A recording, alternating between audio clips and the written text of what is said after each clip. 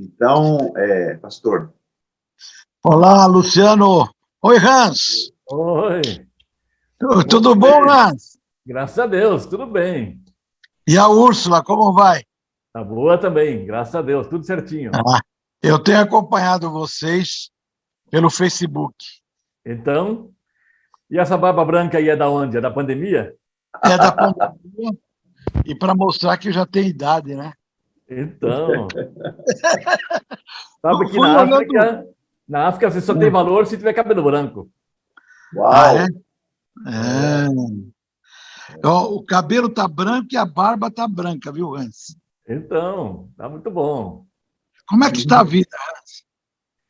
Eu estou aposentado e recomendo. Que legal. Mas é um prazer ter Então, você aí participando dessa live com a turma da IBEC. Então, é um privilégio para mim. Estou muito contente. Que bom. O Luciano, para fazer mais o quê? Ora com a gente antes da gente começar a nossa conversa oficial. Vamos orar. Amém. Ô, Paizinho amado, Deus bendito e santo, muito obrigado por este dia.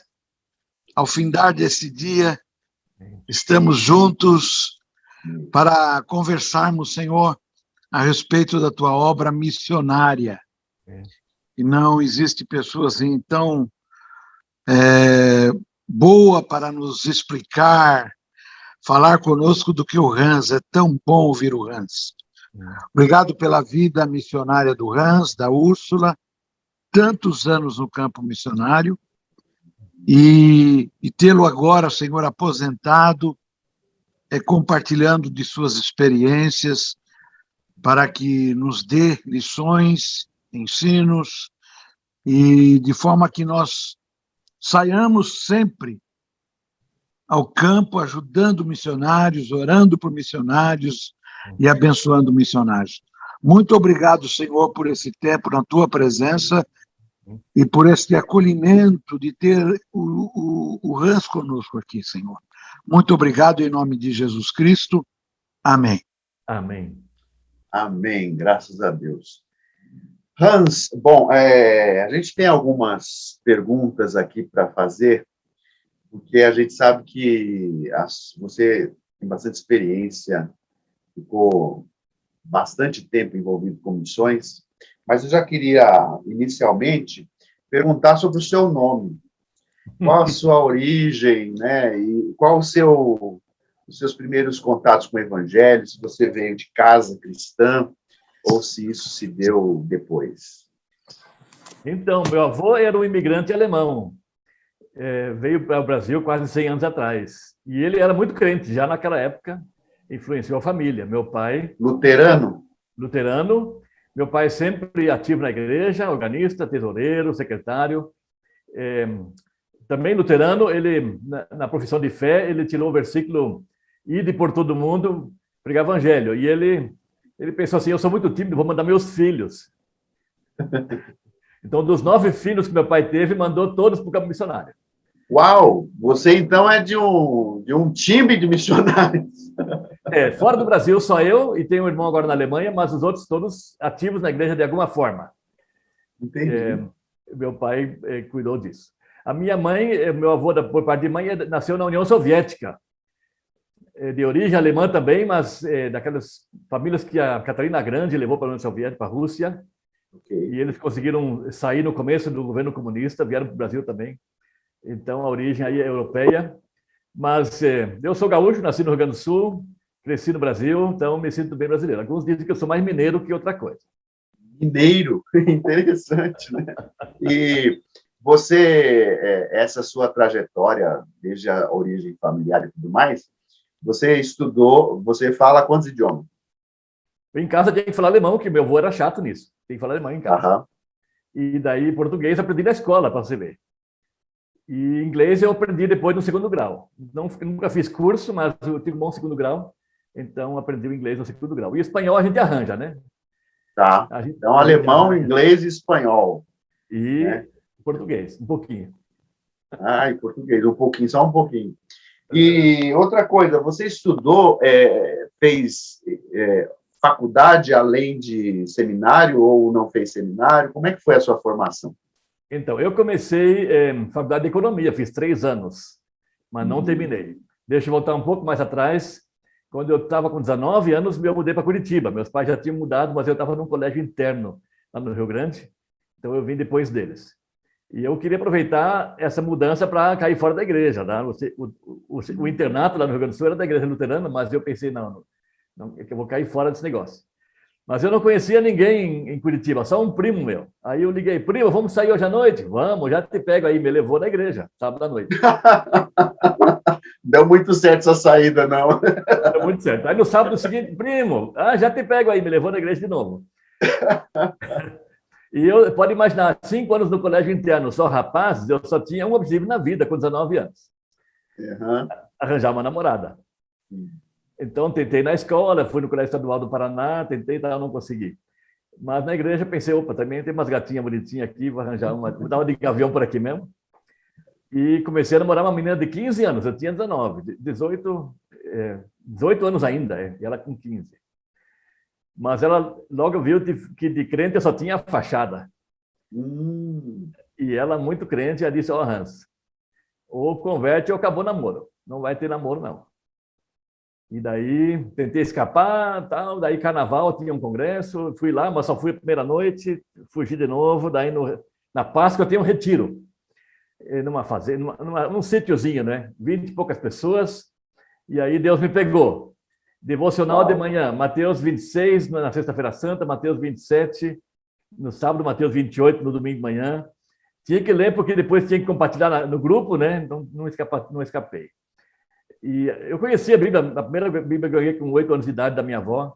Então, Deus foi falando comigo. Daí, no sábado à noite, no pé da fogueira, encostei no pastor e falei para ele, me explica esse negócio direito aí. E daí ele me explicou e eu disse, eu quero servir a Cristo. Uau! Uma experiência assim. É uma experiência que foi meio racional também, né? Uma coisa bem pensada. Bem pensado. Eu não disse que eu quero seguir a Cristo, quero servir a Cristo. Certo. Os irmãos da minha namorada logo acharam que mais um que se converte só para não perder a namorada, né? Mas depois de 2 meses eu já estava liderando o grupo de jovens. E não só isso, Mateus 28, ainda inde por todo mundo pregar o evangelho a toda criatura. Isso. Então eu estou com 48 anos de ministério agora. Uau! 47. Agora, vem cá, os luteranos, eles tinham uma característica quando chegavam ao Brasil, que eles ficavam muito entre eles. Não tinha a questão de fazer missão para fora, mas era mais uma manutenção dessa fé luterana. Vocês foram exceção, na realidade. Na verdade, até hoje é assim. Existe uma missão chamada Missão Zero, que envia missionários dentro do Brasil. Piauí, Rondônia, e um e outro para fora. Eu sei de uma missionária em Moçambique, mas é muito pouco. No mais, eles tentam alcançar o próprio povo, os povoados luteranos no sul do Brasil e vai até Rondônia. O gaúcho foi espalhando por aí. Mas eu daí me converti com 19 e comecei a dirigir o grupo de jovens, durei pouco. Eu queria servir ao Senhor. Então, o mais velho da minha igreja em Curitiba disse, olha, você encaixa bem no Ministério da Rádio Transmundial em São Paulo. Que tal você ir para lá? Para mim foi uma resposta de oração, uma palavra divina que ele fala, não é? Um toque divino. Eu larguei a faculdade de economia e fui embora para São Paulo. Depois de 3 anos? Depois de 3 anos. Faltavam 2, mais ou menos, para terminar. E daí eu fiz a teologia à noite, não pensando em ser pastor, pensando em aprender um pouco mais. Eu sentia falta de mais conteúdo no trabalho com jovens.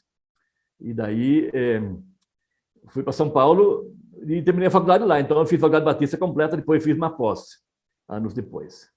Isso, a Faculdade Batista Teológica de São Paulo. Isso. E nunca mais fui luterano. Nunca mais foi luterano.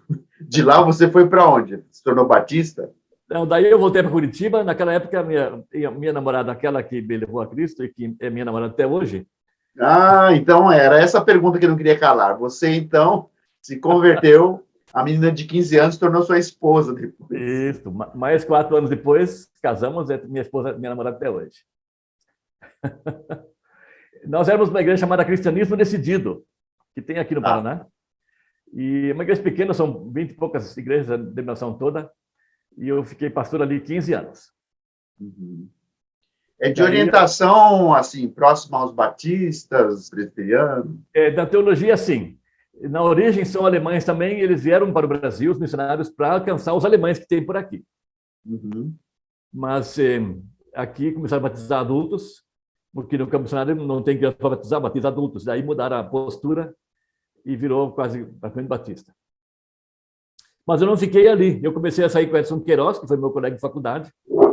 Tá, o Edson lá de Santo André. Isso, para fazer treinamento das igrejas. Ele tinha aquele ministério, Adson 8 em ação, de preparo missionológico das igrejas. E daí fica difícil você se apresentar. Cristianismo decidido, isso é uma seita ou é o quê, né? E ele era de uma comunidade aqui em Curitiba. Então, também fica difícil se apresentar a comunidade. Daí nós falamos com o pastor Pascoal Piragini, na Primeira Batista de Curitiba, que é nosso colega também de faculdade. Eu só cheguei lá, abona a minha ficha aí, e assim eu virei batista.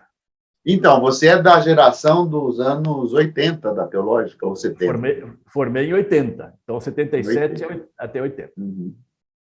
Essa turma toda. E aí você teve filhos? 4? 4. Uma menina e 3 rapazes. E me fale um pouco aí da sua família. Então, estão todos crescidos. A menina tem 42 anos, mora na Inglaterra, já 10, 12 anos. Conseguiu emprego lá, levou a família para lá, e tem um neto com 20 anos já, Luciano. Uau! Está terminando faculdade daqui a um ano. Você está com quantos anos? 66. Eu me aposentei porque na Junta de Missões Mundiais tem limite de idade. Eu bati no limite de idade. Uau. Então, me jubilaram. Mas eu achei muito bom, eu estava cansado já. Foi compulsório o negócio. Foi compulsório. Na verdade, eu saí com 65, um ano antes, que eu já estava se sentindo bastante cansado. Então essa moça está na Inglaterra e os demais? Os rapazes, o mais novo faleceu, vocês lembram disso? O Andreas, com 21 anos, só tem 14 agora, faleceu no acidente de trânsito. E os 2 rapazes, um mora na Bélgica, é executivo de uma empresa multinacional lá, e o terceiro é o Samuel, que vocês já viram jogando vôlei, quem assistiu aí. Sim, o Samuel, vocês têm uma história importante com ele também, né? Isso, a adoção, estava com 4, 5 dias de idade quando nós adotamos ele. E eu sempre digo assim, vale a pena adotar uma criança, pode ser campeão do mundo. Medalhista em Pequim, na Olimpíada. Isso, Samuel, filho do Hans. Eu uso muito para falar contra o aborto. Já pensou se tivessem abortado ele, a mulher? Exatamente. A progenitora? Ele foi deixado no hospital. A mulher carregou ele 9 meses e deixou no hospital. Eu não sei quem é, não tenho ideia. Imagino que talvez uma moça de 15 anos que não podia criar, sei lá. Mas se tivesse abortado, o Brasil teria um campeão a menos. É verdade. Agora, filho de missionário é missionário também? Como é que estão seus filhos hoje? Então, não necessariamente. Este Samuel, ele é jogador de vôlei, a gente conhece Samuel. Isso. Ele jogou até os 33, agora está com 37, então já aposentou. Mas virou mineiro, está sempre lá em Belo Horizonte. Quero visitar ele no mês que vem, vou dar um pulo lá, visitá-lo. A mais velha, a família, o marido, os 2 netos são muito crentes, estão muito fiéis na igreja lá na Inglaterra. O mais novo, Andreas, também era muito fiel, muito evangelista, levou muita gente a Cristo. Mas os 2 do meio não estão muito ligados, não. Então, não dá para dizer que filho de missionário é missionário. O mais velho até foi um tempo, ele trabalhou na Paraíba, ele ficou lá 1 ano e meio com a Juvep. E eu fico só imaginando que interessante seria ver ele com violão nas costas, no interior, indo de casota em casota, com mais um colega, tocando música e falando de Jesus para as pessoas que só conhecem Padre Cícero. Então, ele já foi missionário também, mas agora ele está bem desligado. E o Samuel também está sempre questionado, porque tem muitos amigos que são da Lagoinha, de outras igrejas de BH. Mas ele não está firme no evangelho, não. Então, são assuntos de oração esses 2 aí. Na realidade, quem converte é o Espírito Santo, né? Não tem, por mais e eu também fico pensando que a gente não... Poucos de nós se converteram com os pais. A maioria de nós se converte com amigos, com colegas, com outras pessoas. Então, a minha oração é que Deus ponha pessoas no caminho deles. Mas, né, você é uma experiência assim também, né? Porque todo o teu contexto era cristão Isso. E embora você tivesse a estética, né, a aparência de cristão, você só se converteu depois. Só depois. Agora, é importante a sua história também com a Edições Vida Nova, né? Como que se deu isso? Para quem não sabe, o Hans foi tradutor de muitos livros da Edições Vida Nova. Então, muita coisa que a gente sabe passou pela mão dele antes. Isso. Sabe quantos livros? Eu não sei, mas deve estar perto de 100. Estou fazendo 100 isso aqui. livros? Estou fazendo isso aqui agora. Comentário Bíblico Mundial. Não, da palavra, né? Romanos. 900 páginas. Uau! Como que se deu isso, Hans? Você se tornar o tradutor de tanto material importante para tantos pastores no Brasil e, enfim, até fora dele. Então, como eu disse antes, eu tive um bom curso de inglês no 2º grau. Certo. O professor, ele lançou um desafio. Quem consegue ler um livro com 200 páginas no 3º ano do colegial, ele dava 10 no boletim no fim do ano. Uau! Da classe, todas só 3 conseguiram, ou 3 tentaram e conseguiram. Eu li um livro com exatamente 200 páginas, nem uma página a mais. Aventuras do menino Mowgli, na Índia. 100 figuras. 100 figuras, o importante que se diga, né? Que é nem um desenho. E era difícil, cada 3 palavras tem que ir lá no dicionário. Mas depois você vai passando assim por cima, vai pegando no contexto. E eu peguei bem o inglês. Depois, em vez de ler Veja, Isto É e tal, eu lia Newsweek, lia Time, revistas em inglês, para ir praticando. E peguei bem, pelo menos a parte de leitura. Não falava, mas lia bem. E aí, em São Paulo, fazendo faculdade à noite, Rádio Brasileiro de dia, Rádio Brasileiro é muito puxado, das 7h30 até as 5 da tarde. E daí corria do Jabaquara até Perdizes para pegar a faculdade. Então, tá bem puxado. Aí casei, primeira filha chegou. Então, o que fazer? Aí eu cheguei no Dr. Shed, que era meu professor de Novo Testamento, na faculdade, e pedi para ele, assim, uma boca, me dá uma chance aí, me dá um... E a gente está pensando em que ano aí? 79. 79. Ele era diretor da Vida Nova. E aí ele me deu 10 páginas para traduzir, para ver se estava bom, gostou e me contratou. Então, o último ano da faculdade eu já fiz como tradutor em casa, sentado na máquina de escrever, não dava mais pegar ônibus, só à noite, né? Trabalhava menos tempo e com mais sossego, conseguia fazer melhores trabalhos da escola. Então, foi uma bênção. E depois também fiz vários livros, ainda até que outras coisas entraram pela frente. E você também foi uma pessoa que trabalhou com a Bíblia, né? Com a Bíblia de estudos, né? Ah, sim, isso... Comentarista. Isso foi um presente. O Robinson, o editor... Malcomes, da Vida Nova. Ele era o meu chefe, o tradutor, ele era o revisor, né? O meu editor. Quando a Ragnos abraçou esse projeto de fazer uma Bíblia com notas só de autores brasileiros, ele lembrou de mim. E escolheu bem aquele que eu melhor sabia, que é Isaías. Eu tinha começado o meu mestrado estudando Isaías. E foi muito legal. Eu sentei, só peguei o texto bíblico sem outras fontes de informação a princípio e fui só comentando o que eu achava importante que fosse explicado. Eu tinha um limite de 250 palavras por capítulo, então não tinha muita chance, não. Aí, depois de um tempo, ele me disse, olha, falhou o cara que ia fazer Atos, ficou para você também fazer Atos. Aí ficou mais puxado.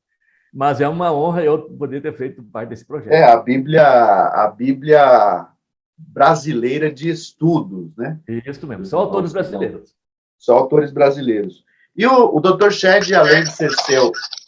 Alguém abriu o microfone. O Dr. Shed, além de ser seu professor, como que era a sua relação com ele? Para além disso, existia? Ele era um cara muito bacana, sempre foi. Você conhece ele também aí da IBEC, não é? Sim, sim. Na época da faculdade que eu tive aula com ele, ele tinha 42 anos por aí. Jovem, então, ainda, né? E eu lembro mais dele de sala de aula. Não tinha, assim, uma amizade de frequentar a casa dele, mas como tradutor e como professor meu, né? Eu, aluno dele, eu sei que uma ou duas vezes fui na casa dele e as conversas sempre eram muito, muito legais. Quando eu tinha dúvidas, eu vinha falar com ele, por exemplo, batismo, eu não era batizado de adulto, só de criança. Eu cheguei nele depois da aula e perguntei, doutor Shed, para que serve o batismo? O que é o batismo? Daí ele disse, o batismo é um testemunho público da sua fé. Daí eu disse, mas eu dou testemunho público todos os dias da minha fé.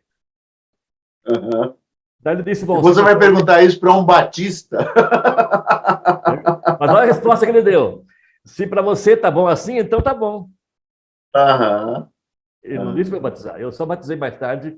Quando eu ia fazer o meu primeiro batismo, eu pensei, opa, eu não fui batizar de adulto, vou batizar os outros. Aí, entendi. Eu era pastor auxiliar de um outro pastor, eu disse para ele, olha, eu primeiro, depois o resto. Daí...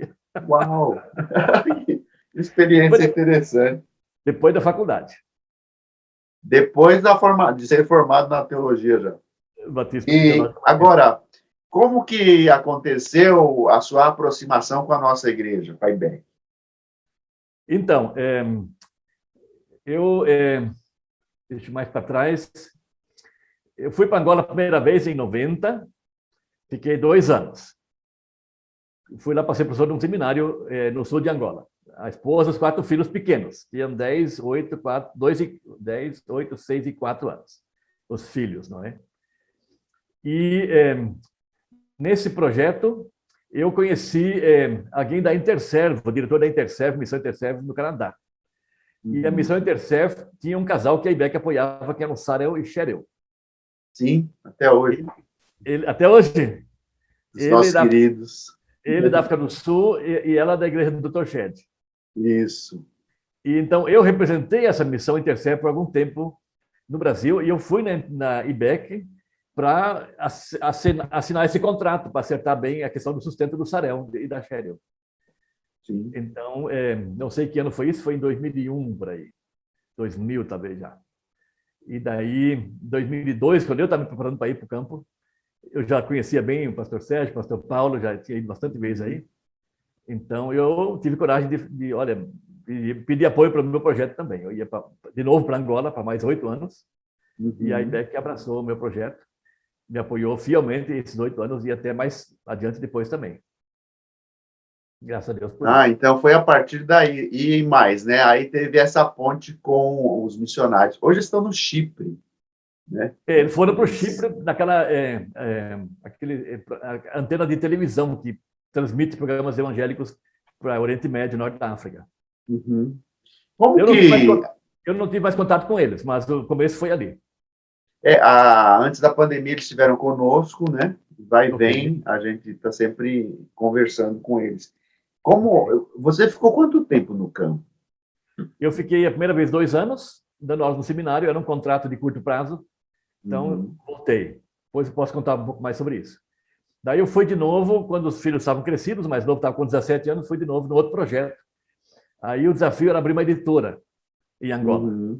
E isso foi interessante. Nesse intervalo, quase 10 anos de intervalo entre uma ida e a outra, eu tinha conhecido 2 missionárias suíças lá em Angola, quando eu fui a primeira vez.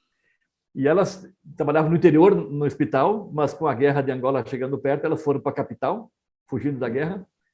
E o que fazer? Inventaram de abrir uma livraria evangélica.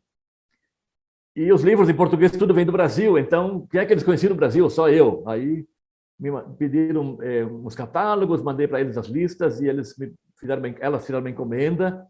E durante anos eu fazia as remessas de livros para elas, para a livraria delas. Então, 10 anos depois, elas me pagaram a passagem para ir lá conhecer a tal livraria que eu nunca tinha visto. E lá me fizeram um convite. Nós queremos publicar livros de autores angolanos. E nesse intermédio, eu tinha aberto uma editora em Londrina, chamada Descoberta. Tá aqui até eu hoje. Lembro da Descoberta. Isso. Então, eu falei para elas que eu descobri que fazer livro é fácil, eu só preciso de um gravador. Hoje em dia, o celular serve. Eu posso gravar, assim, 5, 6 sermões do pastor Sérgio, põe no computador, mando para a gráfica, depois eu tenho minha garagem cheia de caixas. Difícil é vendê-los. Exatamente. Então, antes de abrir uma editora, precisaria abrir uma rede de livrarias. Uma só não ia bastar, não ia conseguir vender o que uma editora pode produzir. Então, o convite para voltar para Angola mudou, virou primeiro abrir uma rede de distribuição de literatura. E os 8 anos que a gente ficou lá, só a Ursa e eu, sem os filhos, nós abrimos 20 e poucas livrarias. Uau! E isso de que ano a que ano? 2003 até 2011. Agora, é interessante perceber que ainda, porque o evangelho, quando chega no Brasil, através dos movimentos que acontecem depois dos avivamentos do século XVIII, né? No XIX, quando chegam os evangélicos aqui para pregar o evangelho, é muito recorrente o uso da literatura. Sim. E até, por exemplo, a gente tem o próprio Dr. Shedd, que funda a Edições Vida Nova, você tem o Bill Barclay, que fundou a PES, né? O pessoal da Fiel também. Mundo Cristão. Mundo Cristão. Então, são recursos. E é interessante que, em 2000, ainda na África funcionava assim, essas estratégias. Então, quando nós fomos para lá em 2003, não havia nada lá em Angola, só essa única livraria.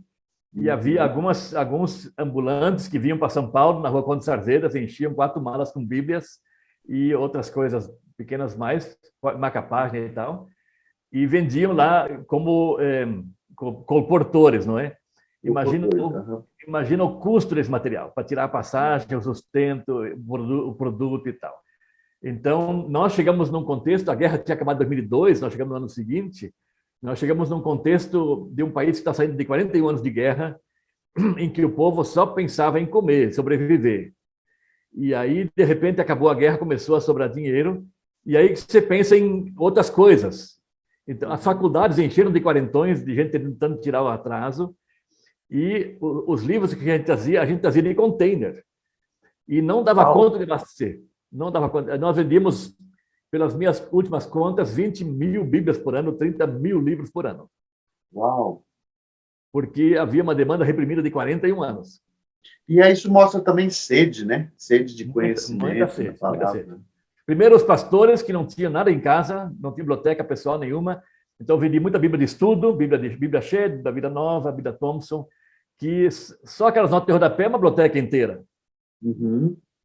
E depois vimos oração, família, espiritismo, as questões quentes para eles lá. Vendemos muito livro. E eu viajava muito para o interior, para as conferências de igreja e tal, e eu via o pastor com a Bíblia grande na mão assim, que nem o Billy Graham com a Bíblia aberta assim. Eu pensei, opa, eu sei de onde é que isso veio.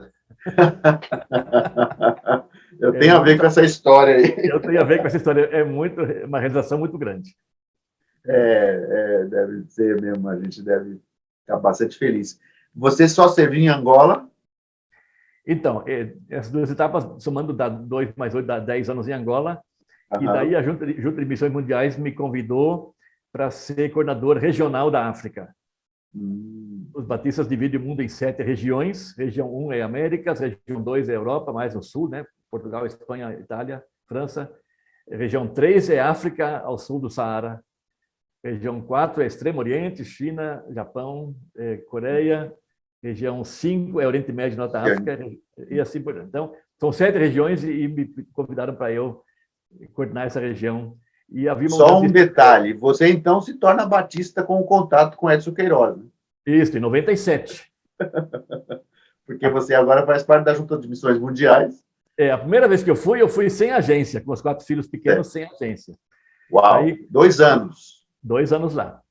Quando fui de novo, o Saúl e eu fomos, aí já foi... Agora, uma curiosidade, você morava onde? Como é que funcionava a vida lá? 2 anos com criança? Algumas pessoas têm uma ideia meio romântica de missão, né? Mas vamos pensar um pouquinho sobre isso. Você sabe que isso rendeu um livro, não é? Vamos ver que livro que é.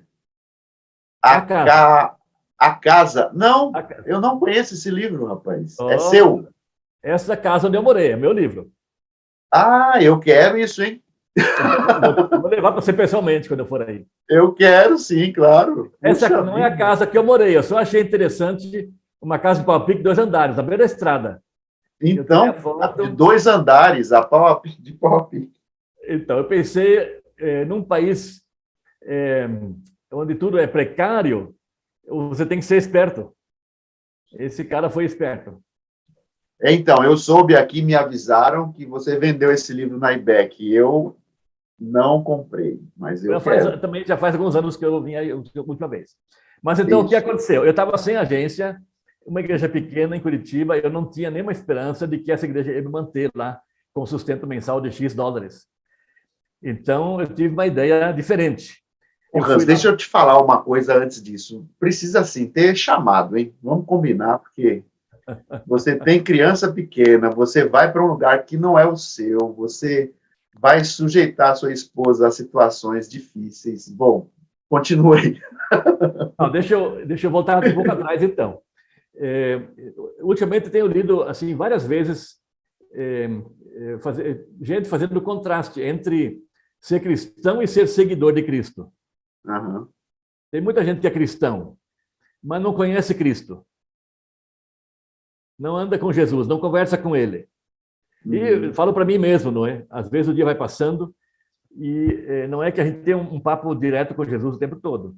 Mas tem gente que nunca tem. É cristão por costume, por tradição, porque o pregador perguntou: quer ir para o inferno ou não? Ele disse: não, não quero. Então acho que é crente, mas não é. Então eu estou insistindo nisso comigo mesmo. E isso faz toda a diferença, porque ser cristão não é suficiente. Você tem que ser seguidor de Cristo, andar com Ele. Então, sempre aprendendo. Ronaldo Lidório fala isso no livro dele sobre a vocação também, a ideia de andar com Cristo. Então, no meu WhatsApp, se você abrir lá, a frase-chave debaixo do meu nome diz assim: Evangelho é Cristo em nós. E isso eu tenho tentado aplicar e pôr em prática sempre de novo. A ideia é que, se a gente anda com Jesus, e pode imaginar de várias maneiras, não é? Tem gente que gosta de pensar Jesus como bom pastor. Salmo 23, João 10. Ou eu acho muito importante saber que ele é o Senhor de tudo, Criador. Ele é o chefe, he is the boss. Mas também é interessante, Hebreus fala que ele não nos se vergonha de chamar a gente de irmão, então ele é como o irmão mais velho. É legal de pensar assim. Mais experiente. Se você é criança pegando na escola e os colegas querem bater em você, você chama o teu irmão mais velho. É isso aí. Então, a gente pode pensar em várias maneiras. A Bíblia fala de Jesus de muitas maneiras, não é? Mas o importante é que a gente ande com ele. E daí o chamado é uma consequência, porque aí Deus tem trabalho para todo mundo, em vários níveis, não é? Meu primeiro, vou dizer assim, trabalho na igreja foi na escola dominical, crianças de 2 e 3 anos. Hoje eu nem sei como é que eu fiz, eu não conseguiria fazer isso hoje. Mas daí, reunião de jovens, eu acho muito importante, fora da igreja, evangelista, dar o testemunho de vida no local de trabalho, na escola. Então, todos nós, de alguma forma, influenciamos as pessoas à nossa volta.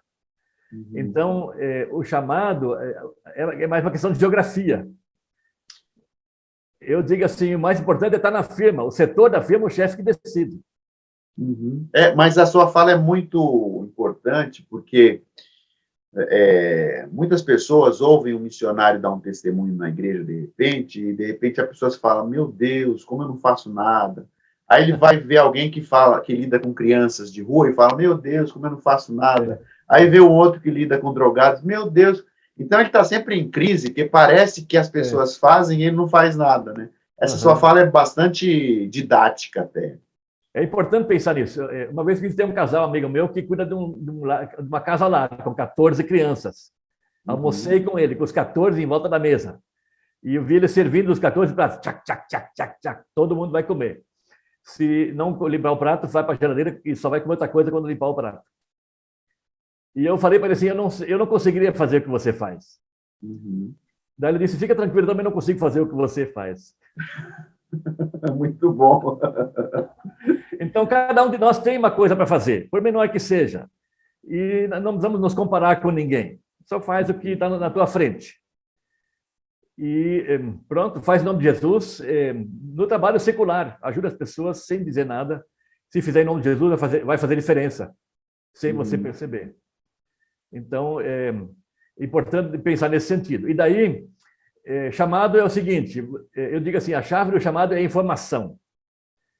Você está sempre se informando sobre a situação do mundo cristão, da igreja, de necessidades, e você tem dons e habilidades que Deus lhe deu. Então, na hora que casar uma coisa com a outra, você sabe o que fazer. Então, quando eu fui para Angola a primeira vez, eu estava dando aulas num seminário em Gramado, lá na Serra Gaúcha, e nós começamos a receber alunos de Angola para estudar no Brasil. Angola não tinha seminário. Aí eu pensei, opa, é mais barato ir para lá do que vir 10 para cá.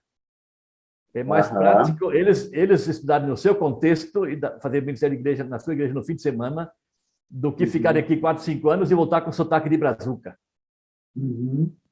E aí, daí eu fiz contato com o seminário que eu sabia que estava abrindo lá em Angola, levou mais 1 ano e meio para abrir mesmo, e eu fui para lá.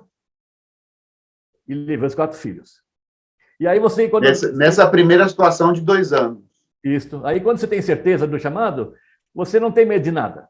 O país estava em guerra. Perguntei para a Tonica, que me fez o contato ali, se lá onde eu ia, no sul de Angola, é seguro. Ela disse, olha, segurança só do senhor. Mas é o lugar mais seguro do país, se quiser pensar assim. Fiquei lá 2 anos numa boa. A guerra até chegou perto, a gente ouviu os canhões à noite no fim da guerra, em 91, mas nunca nos aconteceu nada. Então, Deus cuidou da gente. A Nalcira, que é a nossa amiga lá na Teológica, ela também viveu bastante situações de guerra. Ela já estava lá quando eu cheguei e ficou mais alguns anos depois. Eu só fiquei 2 anos. O doutor Chefe pediu oração por ela uma ocasião, porque ela tinha sumido. Isso. Mas ela estava escondida com os alunos. A guerra fechou a cidade do Ambo onde ela estava, ela tinha que se esconder, não tinha comunicação para fora. Ela dormia no chão porque as balas passavam pela janela e podia acertar quem estivesse em pé. Então... Deixa eu falar um pouco de finanças. Eu fui então para lá, eu fui a primeira vez para conhecer o lugar, dei 1 mês de aulas e eu vi que o mais caro do projeto era o aluguel de uma casa. Então não era um lugar próprio. Não tinha casa para mim, era um para você. Agora, entendi agora. O seu contexto familiar lá. E o seminário funcionava em 2 salas comunical de uma igreja, não tinha estrutura. Entendi. E aí eu pensei, eu podia alugar a casa de um português lá, mas ia ser $1.000 por mês. E aí eu pensei, eu vou ficar 2 anos, eu vou gastar $24.000. Daí eu achei uma casa prefabricada em Curitiba por $14.000. Então eu despachei a casa prefabricada para lá e eu fiz um contrato com esse seminário. Em troca da doação da casa, eles deviam me pagar um salário como se eu fosse uma pessoa local. Porque ia embora e deixar a casa lá. Então a igreja não precisava me sustentar aqui. Entendi. Eu só cometi um erro. Eu não perguntei quanto é que está o salário local. Para os seus filhos. E eles ficaram bem quietinhos, não falaram nada. Quanto que era esse salário? $90. 500 Uau! reais. 500 reais. Então, o que eu fiz? Eles, claro, imaginam que a gente que vem de fora sempre tem dinheiro. O fato de eu dizer que não tem dinheiro, isso é conversa para boi dormir. Eles não sabem separar brasileiro de americano, né? O americano sempre tem dinheiro, mas o brasileiro nem sempre tem. Então, os meus 2 anos lá serviu para eles verem que eu não tinha carro, só bicicleta, e comia o fungo deles que eles comiam em casa. Então, viram que quando disse que não tem dinheiro, não tem mesmo.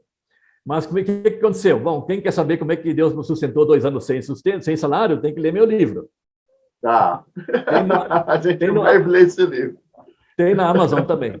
Mas, basicamente, foi o seguinte. Primeiro, quando eu fui lá a primeira vez, eu vi que a biblioteca do seminário estava só com 20 livros. Então, eu fiz uma coleta de livros para lá e eu levei mais ou menos 6.000 livros para lá, na minha mudança. O Dr. Shed deu muito livro para a gente. Livros novos, Bíblias com defeito, Bíblia da Vida Nova tinha mais de 100, e faltava um caderno em uma e outra e tal, então eu canibalizei uma das Bíblias e colei dentro das outras que estavam vazias, faltava página.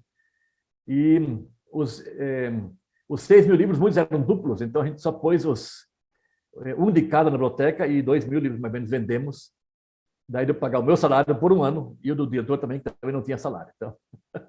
Mas mesmo assim, era só $90 por mês, que não conseguiam pagar para mim nem os 90. E aí, do contender com a casa, foi muita doação de roupa usada, alimento não perecível e tal. E aí, o país saindo do comunismo em 91, não tinha loja, pode imaginar, não tinha supermercado, não tinha loja de roupa. O pessoal na rua trocava, quem vinha da roça trazia feijão, milho, batata, e trocava por coisa que tinha na cidade.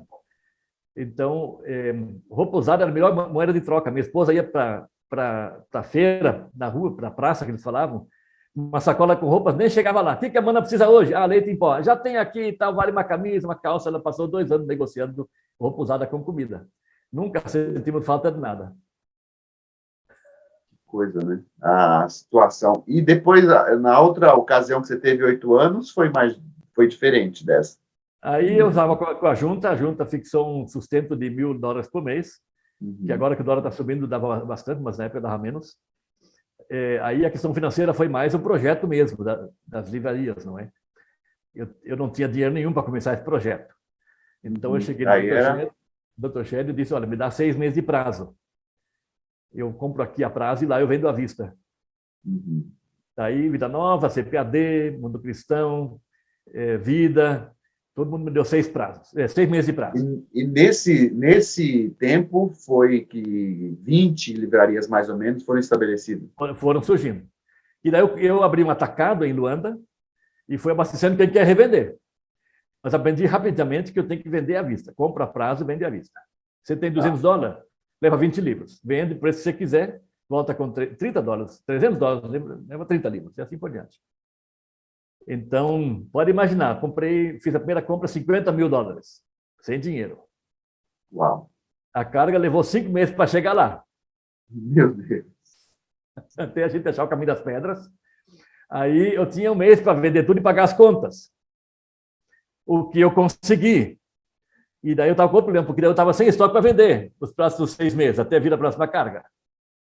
Então eu fiz uma encomenda de $100 mil. Uau! Depois eu fiz de $150 mil. Eu cheguei a fazer encomenda de $500 milhão uma vez só. Uau! Sem dinheiro. Só negociando e Deus suprindo. Deus suprindo. O mais pesado era na hora que a mercadoria chega no porto, tem que pagar o imposto de importação de 25%. 25%? Então, os $500 mil que eu trouxe a maior vez que eu levei, eu tinha que deixar $125 mil no caixa do porto antes de tirar os livros. Então, teve uma época que o dólar aqui caiu e lá subiu, que eu fiquei com vontade de enfiar a cabeça na areia em novembro e só tirar em março. Meu pai do céu.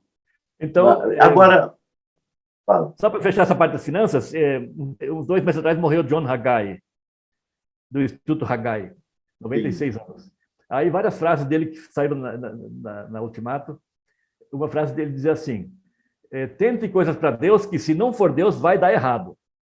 Uau! Boa essa frase. Eu não tinha pensado nisso, mas no fundo foi o que eu fiz, né? Porque só por Deus que aquilo deu certo, senão não... É muito assim, guardadas as devidas proporções, é muito George Miller, né? Então, na hora, a gente não pensa, a gente vive de um dia para o outro. A conta fazia sentido. 6 meses de prazo, eu vendo e pago lá e compro de novo. Aos trancos e barrancos, funcionou. Mas foi Deus que fez. Nós tínhamos 2 amigos angolanos, que eram os donos da empresa, nada nunca foi meu lá. As 20 livrarias, todas particulares. Não foi uma missão que fez isso. Foi tudo particular. A junta de missões era o meu apoio pessoal, mas não dona do projeto. E isso foi importante porque isso quer dizer que está tudo lá até hoje, funciona normal até hoje. Não depende de uma missão. E uma coisa também que chamou minha atenção nessa conversa é que você teve contato com as missionárias suíças. Então, querendo ou não, quando você vai para o campo missionário, você cria uma rede de relações, Sim. né? Uhum. As barreiras entre as denominações caem lá no campo missionário, porque estão todos no mesmo time. Então, isso foi sempre gostoso de ver. A gente fazia encontros regulares, mesmo depois que as duas não estavam mais lá, eu reunia brasileiros e outros amigos que a gente encontrava, pelo menos uma vez por mês, um churrasquinho, para a gente ter um pouco de comunhão. Nós fizemos um retiro em 92, ainda na primeira vez, com 30 e poucos missionários brasileiros que a gente encontrou lá. Era 1º de maio, era sexta-feira, fizemos 3 dias de retiro. O Ben César foi lá visitar a filha dele. O Ben César, da Ultimato. Isso, visitar a filha que estava lá conosco, fez as devocionais do desabafo de manhã cedo, e o resto do tempo foi compartilhar e orar junto. É um tempo de cuidado pastoral mútuo. Porque Deus cuida, né? Deus Você cuida. percebe nisso o cuidado de Deus. Agora, a sua experiência como tradutor, como essa... Porque, querendo ou não, enquanto você traduz o livro também, em alguma medida, vai falando com você, né? Isso. Você vai se abastecendo com aquelas experiências daqueles irmãos, com os comentários, com os devocionais e tal. Isso fez diferença no campo para você? Eu creio que Então, sim, mas como é eu que sempre foi? digo que eu sou pago para aprender, porque enquanto eu trabalho e sou pago, eu aprendo. E fiz livros, muitos livros fantásticos, mesmo esse que eu estou fazendo agora. Fiz um no ano passado, até o começo desse ano, está saindo pela Academia Cristã. Paulo e a Fidelidade de Deus. N.T. Wright. N.T. Wright é uma referência importante. 1.700 páginas. E ele é um erudito, né? Erudito, e para mim, a tradução melhor de um erudito é a pessoa que consegue falar coisas fundas para que todos entendam. De maneira simples. Então, mas o que eu queria falar é o seguinte: quando Deus dá um trabalho para você, ele usa o que você já tem de habilidade e experiência. Então, o fato de trabalhar com livros em Angola é porque eu já tinha antes a editora aqui e já trabalhei antes como tradutor. Então, eu conhecia os livros por dentro e por fora. A editora em Londrina, Descoberta, que eu tive durante 3 anos, 4 anos antes de ir para Angola, me fez passar por todos os apertos financeiros possíveis para me preparar para fazer depois a mesma coisa em Angola. Que eu também comecei a editora Descoberta sem dinheiro. Eu falei para o Edson Queiroz, vamos fazer 3 livros teus e vamos sair para... Você faz conferência e eu vendo na saída. Você assina os livros e eu vendo na saída. Eu fiz as contas, eu tenho que vender 400 livros de cada um dos 3 em 3 meses para pagar a gráfica, que era o maior custo. E nós vendemos, em 3 meses de conferências, vendemos 400 livros de cada para dar o arranque da editora. Então, os apertos financeiros no Brasil me prepararam para depois lá em Angola. Então, os 20 e poucos livreiros que começaram a livraria, eu sabia orientá-los na parte financeira. Também, com os 3 anos de faculdade de economia, eu entendia um pouco de contabilidade. Eu sei ler balanço, eu sei fazer balancete. Então, a minha experiência, a minha formação e minha experiência foi assim ideal para aquilo que eu fui fazer lá em Angola. É interessante como Deus vai formando a pessoa. Essa é a ideia. Mesmo os primeiros 2 anos que eu fui lá, eu dei aulas no seminário. Quando fui a segunda vez, 10 anos depois, para abrir a livraria e para começar a publicar autores angolanos, eu conhecia todos os líderes das denominações das principais igrejas do país. Eram meus ex-alunos. Então, quando eu fui pensar em publicar livros, eu sabia já de quem. A mesma coisa a minha esposa. A minha esposa tem formação na área de decoração de interiores. Então, vai arrumar livraria. Prateleiras, vitrines, balcão. E ela tem muita experiência com vendas. Então, mão cheia para treinar os vendedores, que a gente não chama de vendedores, são conselheiros. Que entra numa livraria evangélica, não quer comprar um livro, ele quer um conselho. Que livro é bom para a minha situação ou do meu amigo, assim, assim. Então, ela formava conselheiros para atender as pessoas que vêm comprar livros. Olha, o papo está muito bom e eu queria... quem está aqui com a gente, se você tiver alguma questão para o Hans, coloca no chat aqui que a gente vai perguntar para ele também. Ô Hans, mudando um pouquinho de assunto,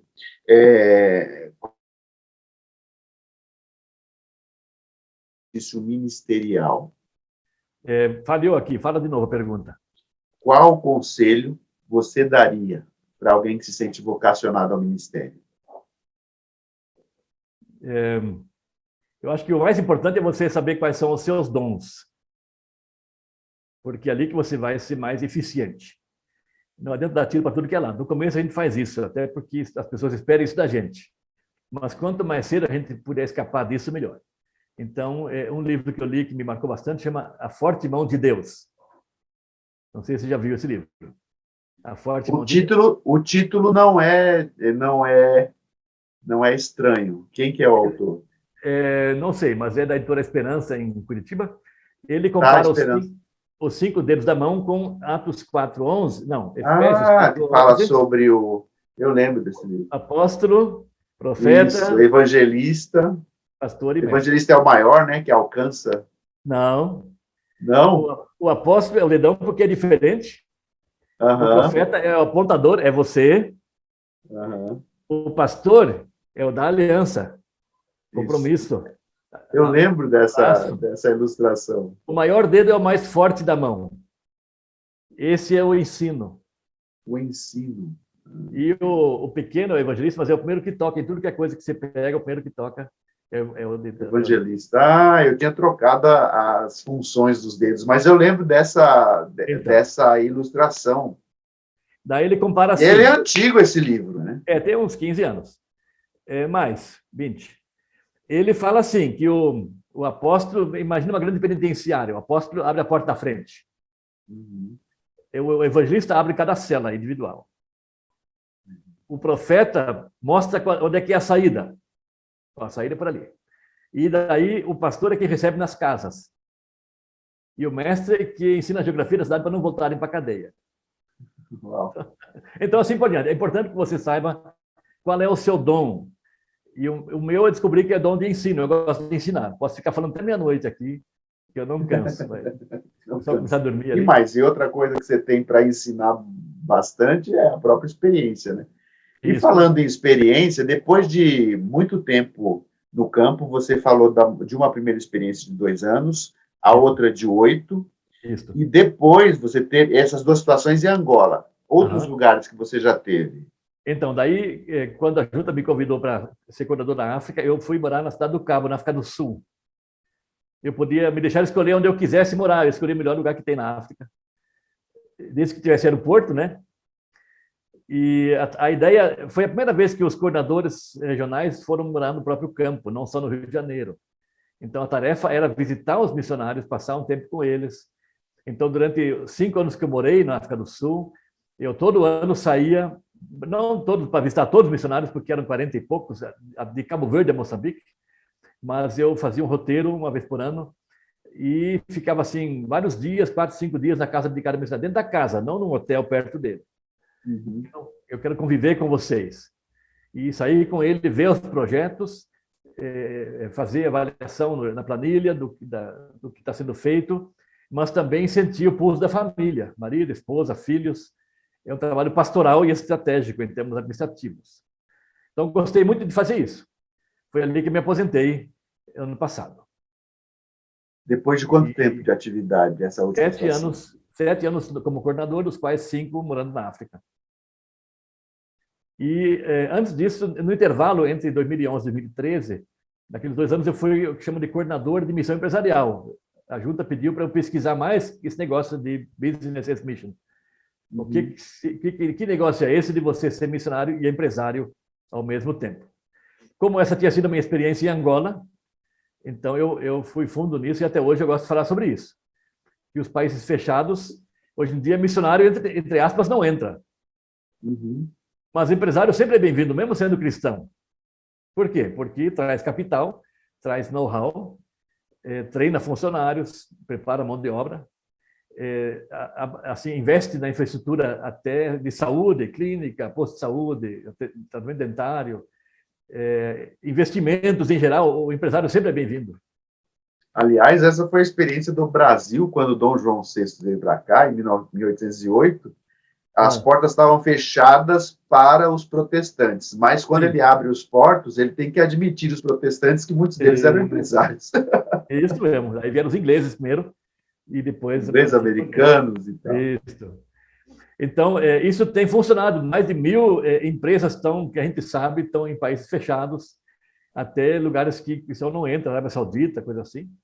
Ou como profissionais, pega emprego lá fora. E no seu convívio na empresa, você vivendo como cristão, o impacto é fantástico. É impressionante. Eu posso dar alguns testemunhos disso também lá em Angola. A primeira vez que eu fui pagar o imposto, tirei o extrato da maquininha do computador, não é?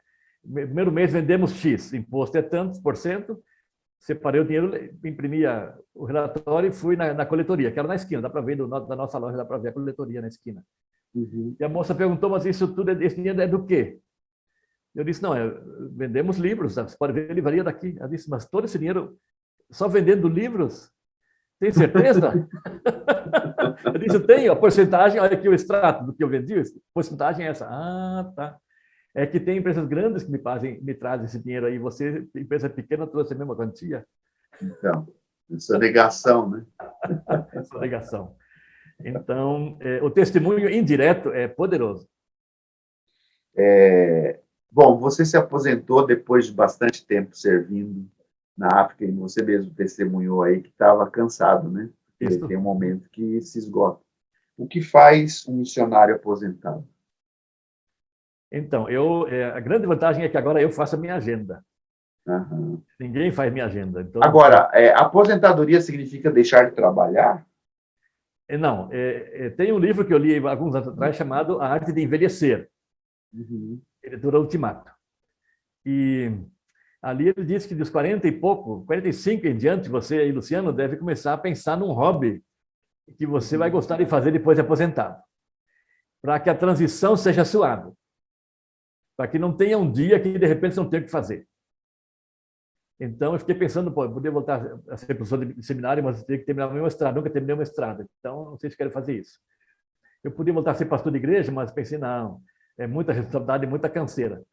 Eu vou voltar nos livros. Aí não foi nem eu que procurei, me telefonaram, Paulo Capelletti, escuta, como é que está o teu tempo aí? Eu já estava uns 3 meses sem fazer nada, lendo livros que eu não estava conseguindo ler antes, respondendo e-mails que estavam encalhados, organizando fotografias, mas estava cansando já de não fazer nada. Então, O Capelletti, que foi da Missão Sena aqui em São Paulo? esse mesmo, a editora dele chama Academia Cristã.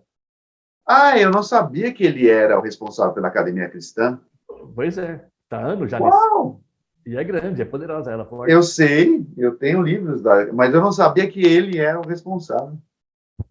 Então, a dica é essa, começar dos 45, 50 em diante a procurar uma outra atividade, pode ser como professor, pode ser como advogado, pode ser, sei lá, jardineiro, uma coisa que você gosta de fazer e que ocupa você, sem aquela pressão do contrato de trabalho e de bater ponto na hora certa.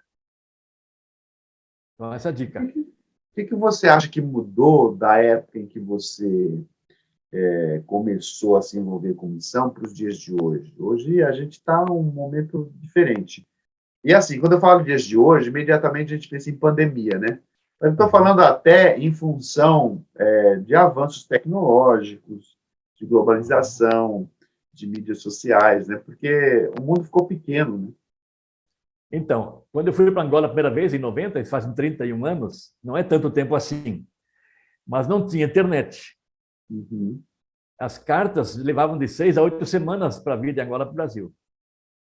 E a resposta também em 6 a 8 semanas. Quando veio a resposta, eu já tinha esquecido a pergunta. Então mudou muito de lá para cá. E eu vejo a tecnologia só com, quer dizer, mais com olhos positivos. Por exemplo, estudo à distância, ensino à distância, não é? A gente está aqui também no ambiente, né? Você está no sul e a gente está aqui no sudeste. Com a pandemia ajudando, eu acho que tem muito mais gente assistindo cultos agora do que antes da pandemia. Ah, tá. Então, a vantagem está aí. Um outro exemplo, em Moçambique, o missionário que eu quero pegar um gancho aí nessa sua fala, porque você não acha também que isso, em alguma medida, é prejudicial? Porque, às vezes, as pessoas se acomodam a assistir cultos online e deixam de ir presencialmente à igreja. Isso já está acontecendo. Sim. Vocês da IBEC ali devem ter uma restrição de X% de assentos, não é? Hoje menos, né? Mas já tivemos mais restrição. Hoje está mais aberto. Mas não lota, né? Não lota. O povo não está voltando. Eu acho que vai demorar um pouco. A gente tem falado bastante que já estamos com culto online, ou com culto presencial e tal, mas ainda existe resistência. Você vai notar que tem muita gente que está gostando de sentar no sofá, ficar já de pijama, uma pantufa. Uma pantufa. E daí, eu fiquei 1 ano sem ir na igreja. Eu voltei 3 meses atrás, quando estava todo mundo vacinado. Mas a nossa igreja também não lota, nem a parte dos bancos liberados. Aqui em Londrina, estou em Londrina. Então, aí vai ter que investir mais. Acho que o mundo todo está assim.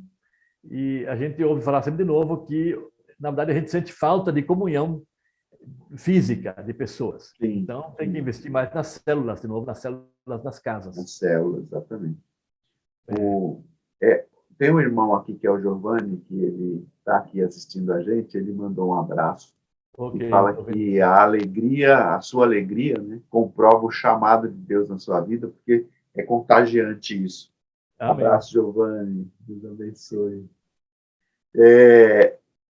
Bom, aí eu te atrapalhei. Então, Não, só mais um exemplo. mudou muito. Fala aí. Antigamente, o seminarista tinha que vir para um lugar na cidade grande para estudar, fazer faculdade de teologia. Isso hoje não precisa mais. No Brasil todo, você pode ver que as faculdades de teologia estão com poucos alunos, já de anos, não é da pandemia. Na Sim. Faculdade Batista, quando eu entrei, em 77, eram 90 alunos na primeira sala, na primeira série. Agora não tem 90 dos 4 anos.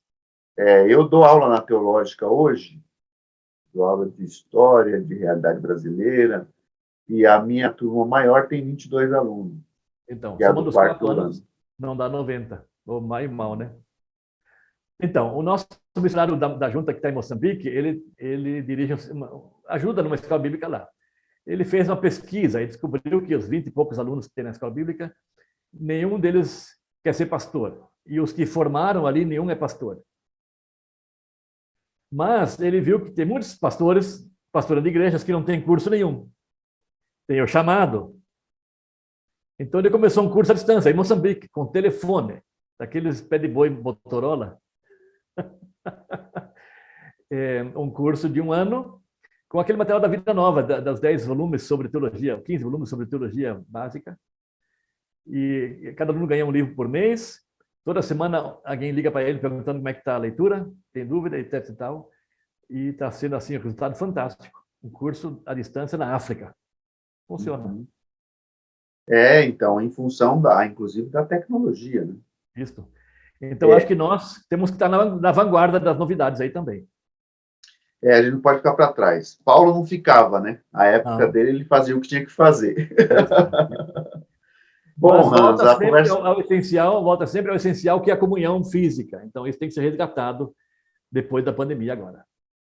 O Giovanni está dizendo também que ele e a esposa, em 98, estiveram em Moçambique com a JMM, com a Tenda da Esperança. Éramos 20 brasileiros de todas as regiões do Brasil, uma situação que nos impactou, foi o propósito islâmico para a época. Eles falavam que iriam construir mesquitas em toda a África, até que em todos os cantos pudessem ouvir o chamado para as orações diárias, né? Os minaretes lá, né? Como está a expansão desse propósito? Como está a expansão do cristianismo também? Obrigado, o Giovanni pergunta para nós. Então, eles continuam com esse propósito. Eu fui várias vezes a Guiné-Bissau, que é o único país da África Ocidental que não é muçulmano oficialmente. Uhum. O catolicismo ainda é forte lá. Mas está cheio de mesquitas, com capital saudita, kuwaitiano, iraniano. Pela cor você vê, iraniano é verde, saudita é cor de rosa, e assim por diante. E eles cavam um poço artesiano na frente e para atrair o povo. Então, quando eu fui lá a última vez, o rei do Marrocos estava lá pessoalmente. A companhia aérea marroquina faz a ligação aérea ali, e ele estava lá para convencer o povo, o país a virar muçulmano. Ele não é qualquer muçulmano, ele é descendente do profeta, pessoalmente, diz ele. Então, Moçambique, mesma coisa, eles são muito fortes lá, dominam a economia de Moçambique, estão entrando na África do Sul. Então, isso é verdade, a expansão muçulmana é muito forte. Mas o cristianismo também tem crescido muito. Hoje, 49,5% dos africanos são cristãos. Que bom. Então, tem crescido muito o evangelho. Investimento deles mesmos, não é mais tanto de fora, com escolas, com hospitais, e evangelização poderosa. Aquele pessoal do sul de Angola, que eu fui professor, quando eu estava lá, a denominação principal tinha 40 mil membros no total. Hoje eles estão com 300 mil. Uau. Então, eles são muito bons evangelistas e está crescendo muito rápido o evangelho na África toda. Eu lembro do Van Groninger, aquele pastor. A gente estava numa conferência em Poços de Caldas, eu acho que ele, em Águas de Lindóia, ele estava de férias no Brasil. Uhum. E o Augusto Nicodemo soube que ele estava no mesmo hotel que a gente e pediu para ele dar uma palhinha. Oh, que bom. E ele foi lá dar uma palhinha e ele disse o seguinte: o problema nosso, porque ele é um especialista em família também, né, o Van Groningen. Aham, Ele disse o seguinte: o problema dos cristãos é que eles têm poucos filhos. aham, Se tivesse mais, teríamos muito mais cristãos no mundo. isso. E aí a gente precisa entender, claro que você tem, né, a Aham, depender da situação, mas falando em África, eu aham, imagino que os africanos têm muito mais filhos que os brasileiros. tem. Essa situação que eu falo é da Europa, né? Na Europa, os muçulmanos estão crescendo muito porque tem muitos filhos. Mas Uhum. na África, todo mundo tem filho. Todo mundo tem muitos filhos. Para nós diziam assim, só 4, parou por quê, irmã? Só 4 parou por ter. Porque o mínimo é 6, ou 8, ou 10, ou mais. Uau, Então, também morre muita criança, dá muita dó. Mas tem verdade. muita criança lá. Células não funcionam lá, porque você vai juntar 10 casais, são 100 crianças. Meu pai do céu. A célula. A casa já é uma célula A casa é uma bem célula, né? robusta, né? Ô, Hans, está muito bom conversar com você, mas deixa eu fazer uma pergunta aqui, talvez para a gente encerrar a nossa conversa. Essa pode ser uma primeira de outras, né? Aham, Há quem diga, você é missionário experiente, mas há quem diga que o grupo menos alcançado pelo evangelho são os jovens urbanos, aham, por causa por conta dessa ausência de fronteiras, dos pluralismos, da aham. negação de absolutos, as relações líquidas, né, que o Bauman já falava. Embora Aham. boa parte deles também se admitem espirituais, tem muita gente que acredita em anjo, em Isso. divindade e tudo mais. Você teria algum conselho para os que pretendem alcançar esses grupos de jovens urbanos? Então, ali o relacionamento também é a chave, não é? Emocionamento. E quanto mais poder chegar perto deles, melhor. O que não é fácil, porque é uma tribo diferente, não é? Bola de Neve e outras igrejas assim tentam fazer isso e conseguem com bom sucesso em boa medida. A PIB de Curitiba está com um culto sábado à noite de jovens com 1.600 frequentadores. Uau! O culto Eu de acho que a sexta PIB de Curitiba é uma igreja muito fora da curva. Quando é você muito fora da fala curva. na PIB de Curitiba e fala na igreja da cidade de São José dos Campos, você está falando Isso. O de culto mega de igreja. adolescentes na sexta-feira à noite tem 1.200 frequentadores. Uau! Eu não sei, eu não tenho ido lá, não sei qual é o segredo, mas as poucas vezes que eu vi que eles têm uma banda de rock violenta. Que Na para quinta, nossa idade, assim, já não na orna sexta, muito ao novo. na sexta e no sábado também. E eles têm muitas células. Eu não sei quantas 100 células tem de jovens, acho que são 200 células só de jovens. Eles têm um pastor só para isso. Então, a comunhão de grupos pequenos é muito importante, onde pode haver o ensino, não é? E a música do jeito que eles gostam, e uma palavra desafiadora e tal. Tentar chegar mais perto do estilo deles sem se render ao estilo Ah, deles. Eu passei entendi. passei um ano na Inglaterra. Ali, a igreja que eu frequentei era uma igreja grande, independente, sozinha.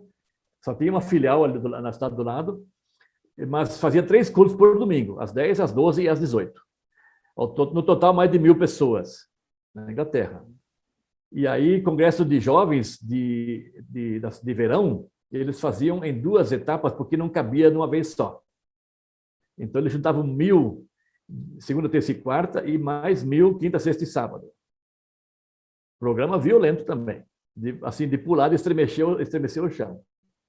Uau! Mas pregação muito desafiadora, e o povo sai dali, assim, desafio mesmo. Eu sei que um pastor começou a falar de relações sexuais antes do casamento, chamou a atenção, e teve uns lá, 2, 3, começaram a subiar, assim como vaiando, né? A Uhum. multidão toda vaiou os que estavam vaiando. Olha só. Então, tocar em assuntos quentes sem ter medo, dizer que está errado e viver o evangelho. Então, não tem muitos segredos assim, mas tem que chegar mais perto deles, né? Uhum. É um grande desafio, né? Especialmente porque a geração, né, é muito diferente, né? Muito. Parece estar perto, mas ao mesmo tempo está numa distância absurda por conta dos valores, de como Sim. se enxerga a vida. Assim, você acha que o fato de como você citou, os relacionamentos, então as lideranças, em alguma medida, também precisam ser jovens, né? Precisam entender desse métier, né? Ou tem que ter espírito jovem. Sabe qual é a diferença do velho e do jovem, não é? O jovem diz, vamos lá! E o velho diz, não vai dar certo. Tem que ter espírito jovem, tem que falar, vamos lá sim, vai dar certo. Então, em Portugal, eu vi uma igreja que estava começando, projeto novo, e eles alugaram uma casa que tinha um porão grande. Todo o andar térreo da casa era um porão só. Cabia umas 50 ou 60 pessoas. Eles organizavam tardes de filmes, 2 vezes por semana, e tardes de jogos no sábado. Pebolim, ping-pong, jogos de mesa. E traziam os jovens do bairro. E enchia. Adolescente, às vezes está cansado do videogame, está chovendo. Pensando em que ano isso? Isso faz uns 20 anos. Não é de agora, não. Mas me impressionou na época. Aham. Bom, a conversa era essa. Foi uma alegria tremenda. Aqui o Giovanni ainda pergunta o seguinte: as principais necessidades para contribuirmos com a manutenção da expansão cristã na África, na sua visão, qual seria? Eu acho que ainda é o ensino, não é? O que a gente puder ajudar a formar líderes locais lá. E também fala-se muito hoje de geração de riqueza. A gente converte as pessoas, mas não ensina elas a ganhar dinheiro. E depois quer que elas sustentem a igreja que a gente fundou. Mas elas não conseguem pagar o pastor. Então, a geração de riqueza desafia o empresário a ir lá e a gerar empregos lá. Então, esse é um desafio interessante. E o que eu fiz em Angola, em parte, foi isso. Eu gerei mais ou menos 30 empregos diretos e não sei quantos indiretos. Quer dizer, tem 30 famílias hoje que comem hoje porque eu fui para Angola. Uhum. Então, esse é um desafio. Trabalhavam diretamente com a livraria. Com as várias livrarias, que eram pequenas, 1 ou 2 em cada livraria. Então, eu chuto assim, 30 empregos diretos. Uhum. Então, gerar renda é um desafio legal, porque a África é pobre, mas dá para eles, não resolve. Eles têm recebido doações há décadas e não sai do buraco. Então, não é paternalismo que vai resolver. Tem que ser geração de riqueza, profissionalização. Tá. E isso tem a ver também com mudança de mente, né? Mudar Totalmente. A cabeça das pessoas. Totalmente. Pode ser profissões simples, ensinar o pessoal a consertar geladeira, um fogão, e eles vão ganhar um dinheirinho com isso. E pode ser empreendedorismo, coisas grandes. Uhum. Então, é um desafio posto. Olha, obrigado. Foi uma bênção estar com você aqui. E a pergunta que não quer calar é quando você vai estar em São Paulo para nos visitar. É só marcar. Agora que a pandemia está acabando, a gente pode viajar de novo. Podemos marcar um domingo aí, quando vocês tiverem agenda para receber a gente. Vamos combinar isso e estaremos todos, já estamos, né, vacinados, como falou o Lincoln aqui. Isso, eu também. E a gente vai combinar e será uma alegria tê-lo conosco. Antes, de novo, muito obrigado. Deus abençoe sua vida, sua família, os seus filhos. A sogra que está com 96 anos, é isso? Isso, 96 anos. Está firme e forte, conforme a minha idade, né? Vai firme no Facebook dela, no tablet, no WhatsApp. Qual o nome dela para a gente seguir ela no Face? Clair. Procura Clair. Eu vou ver lá, que ela é sua amiga também, da Úrsula. Então, eu vou ver a Clair lá, eu vou seguir a Clair. Deus abençoe, Hans. Obrigado, viu? Bem, obrigado pelo convite, Luciano. Imagina, eu vou pedir que o Lincoln libere ali a fala do Giovanni para ele orar com a gente. Para a gente... O Giovanni que teve essa experiência de África. Pois é, que legal. E fez essas perguntas. Giovanni, alegria tê-lo, querido. Paz, para mim também, esse banquete que pudemos ter hoje, né? Agradeço muito ao irmão Hans, a esposa, porque a gente sabe que muito do trabalho do irmão Hans, a esposa estava ali suportando, sempre, né? Sempre. E pelos filhos. Mas foi muito Amém. Bom, muito bom. Amém. Vamos orar, então. Obrigado, Senhor Deus, pelo privilégio que temos de poder chegar diante do Senhor e com alegria nos nossos corações agradecer por todo esse trabalho que o Senhor apresentou, planejou, apresentou à irmã Hans, a sua esposa, aos seus filhos, e eles de bom grado aceitaram, Senhor. Eles entenderam que todas as situações que eles passaram foram situações que foram os preparando para que todo o seu planejamento, Senhor, pudesse ser realizado e, principalmente, vidas puderam ser sido impactadas, vidas foram mudadas pelo sacrifício vivo de Jesus, que foi reconhecido por cada pessoa, Senhor Deus. Muito obrigado por aquelas famílias, por aquelas livrarias que foram abertas, pelas famílias que hoje ali trabalham, que podem te representar de uma maneira digna, Senhor. Obrigado porque o Senhor, durante todo esse período, o Senhor sustentou o irmão Hans, a sua família, todos os seus projetos, que hoje nos assustam, mas no dia o Senhor sabe que o coração dele ficou apertado, provavelmente como ficou o de Abraão, Senhor, mas o Senhor providenciou tudo na hora e no momento certo. Te louvamos pelo privilégio de poder participar neste ministério através da IBEC, te louvamos também pelas organizações, pelas editoras que passaram pelas vidas deles. Não vou lembrar de todos agora, mas o Senhor conhece, Senhor Deus. Obrigado também por essa iniciativa do pastor Luciano em promover esse encontro, esse momento tão gostoso de alegria, de reconhecimento da tua soberania em todas as áreas da nossa vida, Senhor. Obrigado pelo privilégio de poder te servir, Senhor. Obrigado pelo privilégio de poder falar com o Senhor e saber que o Senhor nos ouve. Dá-nos agora uma noite de repouso, descanso, com os teus anjos protegendo cada lar, Senhor, que está agora participando desse encontro, que nós possamos ter uma noite revigorante, com a presença do Espírito Santo nas nossas vidas. Tudo isso nós agradecemos e pedimos em nome de Jesus. Amém. Amém. Giovanni é diácono na nossa igreja. Que bom. Obrigado, Hans. Obrigado, Giovanni. Obrigado, irmãos. Obrigado. Hans, depois nos falamos. Graça e paz. Amém. Deus abençoe. Tchau.